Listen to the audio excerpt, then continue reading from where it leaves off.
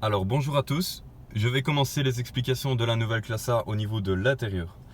Alors au niveau de l'intérieur, on va retrouver donc un double écran, deux doubles écrans plutôt, qui se situent comme ceci. Voilà. Donc pour l'écran principal, que voici, trois méthodes possibles pour naviguer. Donc la première, c'est que l'écran est directement tactile.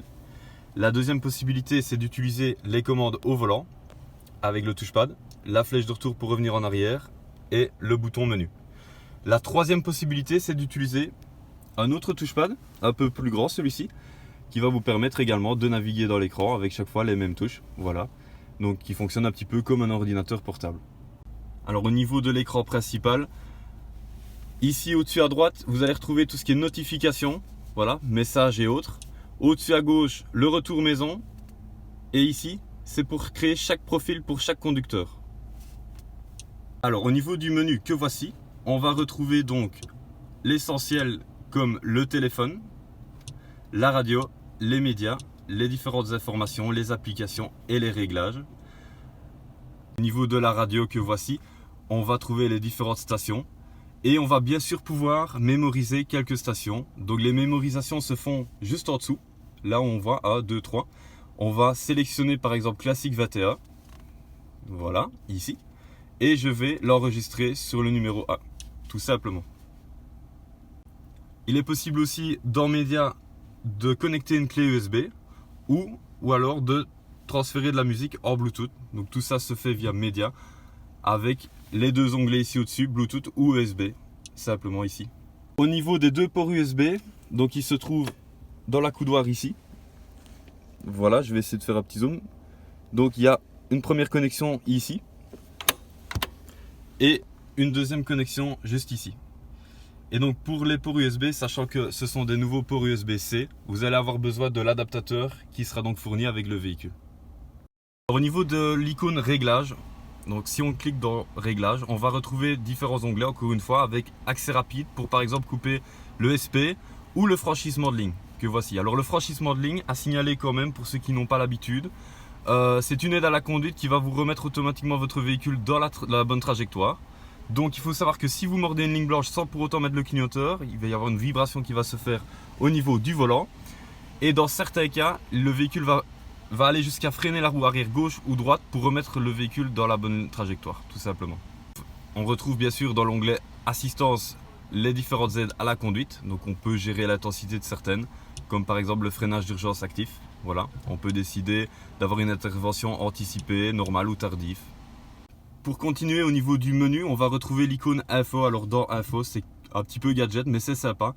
On va retrouver l'onglet véhicule. On va pouvoir voir le pourcentage de freinage et de gaz, tout simplement. Et l'angle des roues, voilà. On va retrouver l'onglet moteur. Ici, c'est toutes les indications de moteur et un graphique de consommation. Alors au niveau de la climatisation maintenant, donc ça se passe ici. Voilà.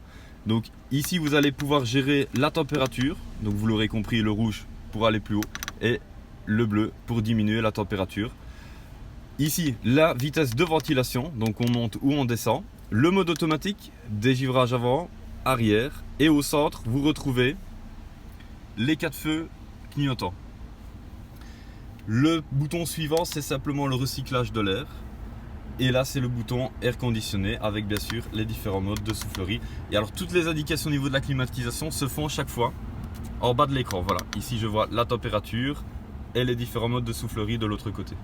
Alors, en dessous du menu, on va accéder à thèmes. Alors, les thèmes de conduite, ce sont tout simplement différents thèmes qui vont vous permettre de changer l'affichage au tableau de bord. Ça peut aussi changer le design des compteurs. Et alors, au-dessus, il est mis à chaque fois C comme confort, E comme économique, ça va aussi changer les modes de conduite. Pour les autres boutons, ce sont tout raccourcis en fait. Donc là, c'est pour retrouver les paramètres à l'écran que je vous ai montré tout à l'heure. Un raccourci favori, téléphone, la radio, navigation. Et ici, vous avez le volume. Alors pour l'écran qui se trouve donc en face du conducteur, tout va se gérer du côté gauche. Donc en fait, le côté gauche du volant, c'est pour l'écran en face, les commandes qui se trouvent à droite au-dessus pour l'écran de droite. Alors pour l'écran qui se trouve donc en face du conducteur, on va retrouver un même système de menu que voici.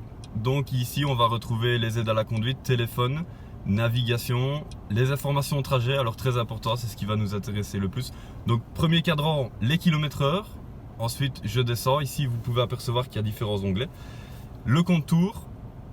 Si je descends encore, vous avez la consommation instantanée, l'autonomie restante par exemple.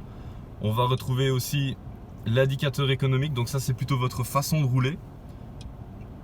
Les informations depuis votre départ et les informations depuis la remise à zéro. Alors pour remettre les données à zéro après un plein par exemple, on vient tout simplement appuyer sur le bouton ici. Voilà.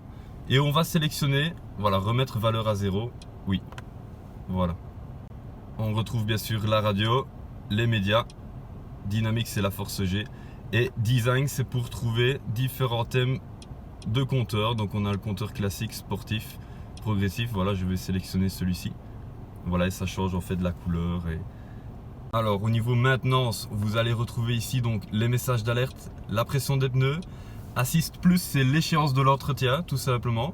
Le liquide de refroidissement, le niveau d'huile moteur et les informations générales sur la consommation. Pour le reste des boutons qui se trouvent donc sur le volant, donc sur la partie du dessous, ici on a décroché, raccroché, le volume, la commande vocale qu'on peut activer directement du bouton. Alors un petit exemple, Hey Mercedes. Oui, s'il vous plaît. Température 20 degrés. Ok, je règle la température sur 20 degrés. Alors pour le bouton qui se trouve en dessous de la commande vocale, c'est tout simplement pour retrouver des favoris. Pour les commandes au volant qui se trouvent côté gauche cette fois, donc ici vous avez la partie du dessous, c'est le cruise control et le limitateur de vitesse. Donc le cruise control vers le haut, j'augmente ma vitesse et je la diminue par 1 ou 10 km/h. Et alors je vais pouvoir la resetter et reprendre la vitesse à laquelle j'étais sur les deux boutons côté gauche. Alors si en sortant du garage vous apercevez ce triangle rouge-ci, c'est tout simplement que votre distance de sécurité avec le véhicule qui est devant vous n'est pas respectée. Donc la classe A vous le signale. Et alors la classe A permet de s'arrêter toute seule en dessous d'une certaine vitesse. Gros changement chez Mercedes par rapport à une autre voiture. Donc il faut savoir que toutes les commandes se trouvent côté gauche du volant. Donc tout ce qui est clignoteur, rappel de phare, essuie-glace avant et arrière se trouve côté gauche. En réalité, côté droit, vous n'avez rien. Alors pour la mise en route du véhicule cette fois-ci, donc tout se passe via le bouton qui se trouve donc ici, côté droit du volant. Alors le bouton juste en dessous, c'est pour couper le stop and start, simplement. Donc pour la mise en route du véhicule, il faut toujours appuyer sur l'embrayage, avoir la clé dans l'habitacle et appuyer sur le bouton. Alors à gauche du volant, vous allez retrouver le bouton frein à main. Donc vous allez tirer dessus, il va s'enlever, pousser et il va se mettre. Ici c'est pour le réglage des feux extérieurs, mais vous laissez généralement toujours sur automatique. Et les autres boutons c'est pour l'anti-brouillard arrière et tout ce qui est luminosité au niveau du tableau de bord. Sur la portière, on va pouvoir ouvrir ou fermer le véhicule de l'intérieur. On va pouvoir régler les rétroviseurs extérieurs. Donc je vais régler par exemple le rétroviseur de gauche, je vais sélectionner celui de gauche. Et puis après je vais jongler avec les flèches directionnelles. Les 4 fenêtres électriques bien sûr et le blocage des vitres arrière. Alors au niveau du plafond cette fois-ci, 2 boutons ici. Le premier c'est pour couper l'éclairage à l'ouverture des portes. Et le deuxième c'est pour justement activer l'éclairage intérieur. Ce bouton-ci c'est pour Mercedes Assistance. Et l'autre bouton c'est pour le SOS 112, donc ça c'est l'appel d'urgence. Alors une petite explication au niveau de la boîte manuelle. Donc pour la marche arrière, c'est levé en arrière. Et là vous allez retrouver la caméra de recul. Donc au niveau de la caméra de recul, vous avez à chaque fois les lignes de guidage. La ligne rouge à ne pas dépasser bien sûr, sachant qu'on voit votre pare-choc en blanc ici en dessous. Alors pour la marche arrière, 2 vues possibles au niveau de la caméra. Donc celle qui se met d'office, c'est celle-ci, voilà cette vue-ci avec les lignes de guidage. Et l'autre vue qu'on peut sélectionner, voilà, on peut apercevoir ici que les angles sont beaucoup plus grands, donc il nous permet de voir les angles morts tout simplement. Au niveau extérieur du véhicule, on peut apercevoir côté conducteur la trappe carburant, donc qui s'ouvre tout simplement avec une simple impulsion. Et là vous allez retrouver le bouchon à dévisser. Et alors sur la trappe, vous avez l'indication pression des pneus. Alors pour la partie arrière, donc dans le coffre, vous allez avoir un double fond avec à chaque fois un kit anti-crevaison la trousse de secours et le triangle.